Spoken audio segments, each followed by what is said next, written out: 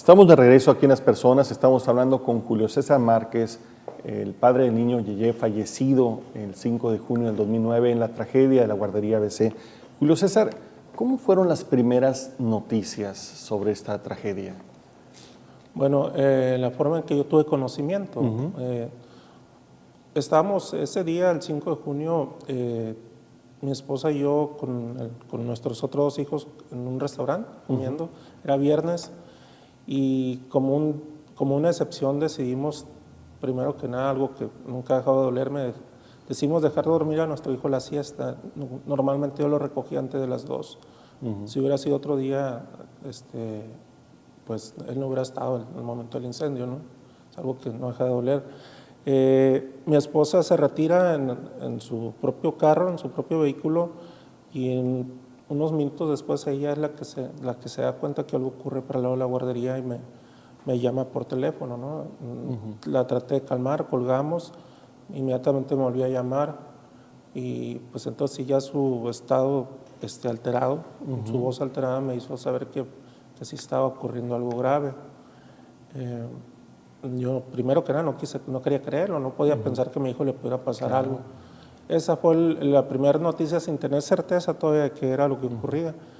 Pues en mi coche me acerqué lo más que pude y ya no hubo manera, ya estaba muy saturado de carros, todo lo que es el Boulevard Vildósola y el Periférico Sur. Y pues corriendo, dejé el carro por ahí estacionado a un lado de una gasolinera que está ahí y corriendo me acerqué. Pues ya definitivamente había un incendio en la guardería, ¿no? Fue cuando capté.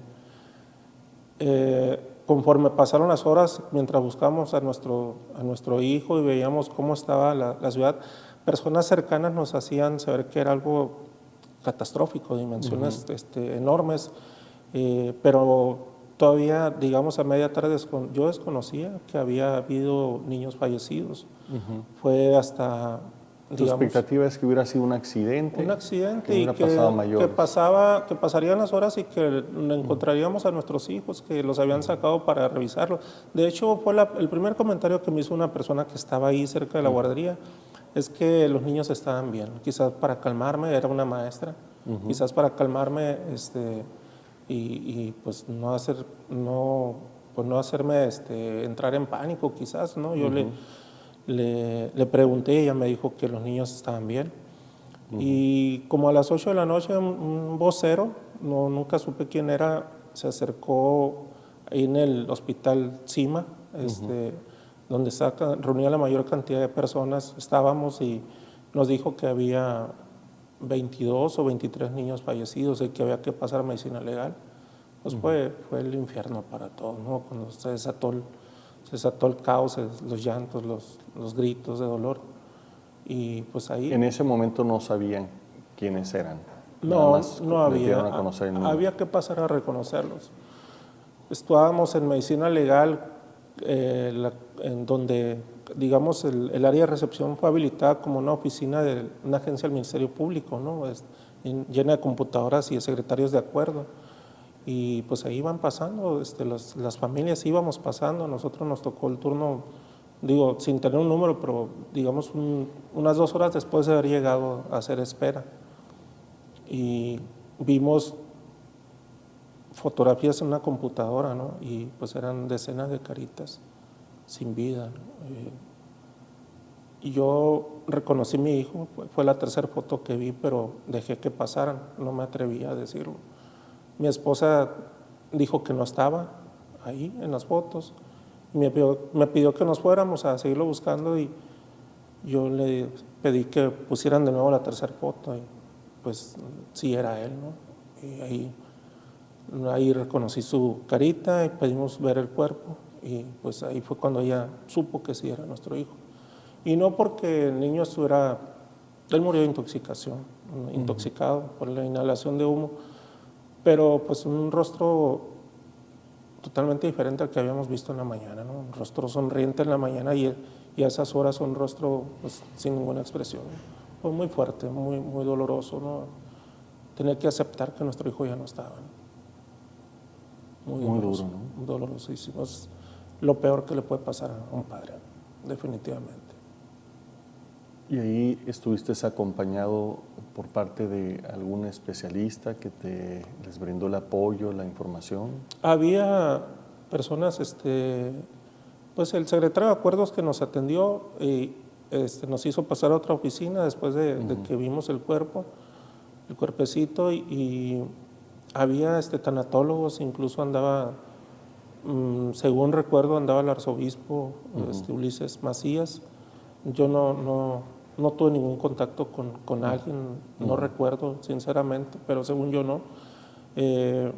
La atención de ese tipo para nosotros inició días después, no fue en esos 2 o 3 días que duró el proceso, ¿no? de la tragedia a que sepultamos a nuestro hijo, ¿no? O sea, se perdió digamos, el contacto con cualquier autoridad. Sí, así es. No la hubo. Estábamos en la funeraria el sábado 6, por la tarde fue cuando salimos a sepultar a Julio César al panteón, y en todo ese tiempo ningún contacto con alguna autoridad, ¿no? Fue días después cuando se acercaron.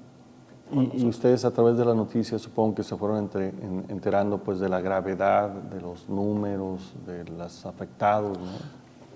¿O tenían contacto con otros padres? No, fue como dices tú, estábamos, en lo personal, pues yo no dejé de leer periódicos, quería saber qué era lo que había pasado, lo que inicialmente consideramos un accidente.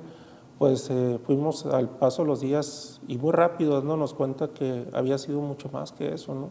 Que había posibles responsables, que había omisiones y negligencia de algunos funcionarios.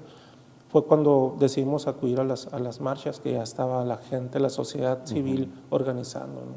¿Nunca hubo una explicación por parte de la autoridad que los haya convocado y les haya dado una explicación de lo sucedido y haber recogido su punto de vista, por ejemplo? Sí la hubo una convocatoria del entonces procurador Abel Murrieta, allí en las oficinas de la Procuraduría General de Justicia, pues en un salón ahí amplio nos sentaron, y hay peritos que habían llevado a cabo pues el análisis de lo que había ocurrido ahí, nos dijeron que había sido causado por el cortocircuito en un cooler.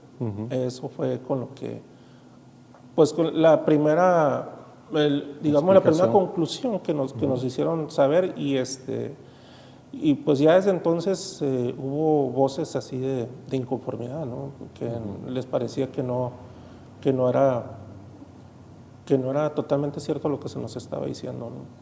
Había más que un cooler, pues. Y bueno, el tiempo nos dio la razón cuando empezamos a hablar de eso, a reclamar, porque si bien pudiera haber sido un cooler o la otra hipótesis de que fue un incendio provocado, pues si no hubiera habido pues negligencia y omisiones de parte de los dueños y de funcionarios de los 3 niveles de gobierno, quizás la tragedia hubiera sido mucho menor, ¿no? ¿Y nunca hubo un reconocimiento por parte de la autoridad de estas omisiones o de estos errores? Digamos que no lo hubo al menos públicamente, pero Un accidente fue el argumento que les dieron. se manejaba como un accidente, pero digamos que el IMSS de alguna forma asumió su responsabilidad, ¿sí? Lo puedo decir claramente, ¿no? Porque de inmediato se creó un área que se llama Centro de Atención Inmediata para Casos Especiales, donde se empezó a ofrecer ayuda, a atender a los pequeños que habían resultado con lesiones, que habían sobrevivido, que en ese momento iban y venían a Shriners, en los hospitales en California y en otras ciudades, y nos empezaron a convocar a ofrecer ayuda a los padres y a las familias, ¿no? En sí a los abuelos, de lo que hablábamos ahorita. El impacto fue mucho más allá de la familia cercana, y pues nosotros entendemos que de alguna forma así fue como aceptó el IMSS que tenía una responsabilidad como institución, ¿no? ¿Y cuál es el sentimiento que ustedes tenían? Porque se vino como una especie de oleada de noticias, de reportajes, de información de todo tipo, que yo recuerdo que en los primeros días, en vez de ayudar a tener más claridad, terminaba desconcertando más, ¿no? Todos estábamos sin saber exactamente lo que había sucedido, por qué. cuál había sido la dimensión, a quién voltear a ver, ¿no? Y luego, si recuerdas, Marco, aunado a toda esta oleada de información, pues en las redes sociales se empezó a manejar mucho las campañas negras, responsabilizar un grupo político a otro partido. Estábamos en épocas electorales, ¿no? Entonces se empezó a enturbiar demasiado la información que había en ese momento, ¿no? Tal vez es uno de los temas más tristes de esta tragedia, es cómo algunos buscaron aprovechar esta tragedia para beneficio electoral, ¿no? Definitivamente. Es un crimen también que duele mucho, ¿no? Sí, y sigue siendo algo que nos genera agravio, la verdad que nos duele, porque en cada etapa electoral ya han pasado 5 años, estamos, el año que entra ya serán 6 y de nuevo estaremos en un proceso electoral y ya se empiezan a dar señales, de que será de nuevo un tema usado por diferentes grupos políticos para atacar a los contrarios, ¿no? Y es algo muy lamentable. Hemos pedido en varias ocasiones que no lo hagan, que respeten, si no tienen la voluntad de exigir justicia, que al menos no se comporten como aves de rapiña, ¿no? Exacto. Usando un tema tan doloroso para nosotros las familias y para el resto de los hermosillenses y sonorenses, ¿no? Por supuesto, con todo se juega. Así ¿no? es. Es increíble, ¿no?